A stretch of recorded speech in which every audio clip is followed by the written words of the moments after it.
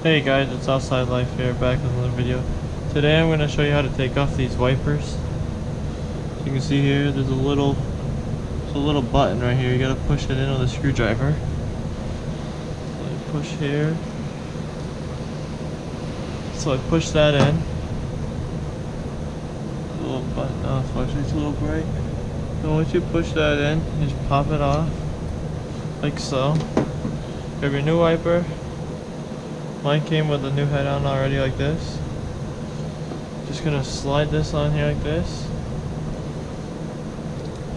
like so, and pull it down so it clicks, and then it's on there. That's one.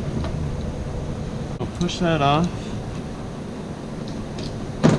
pull the wiper off, that's off of there. Grab the new wiper, line the grooves up, and slide it on. And there it goes. There's your wipers, guys. Thank you for watching. Please like, comment, share, subscribe, and have a good day.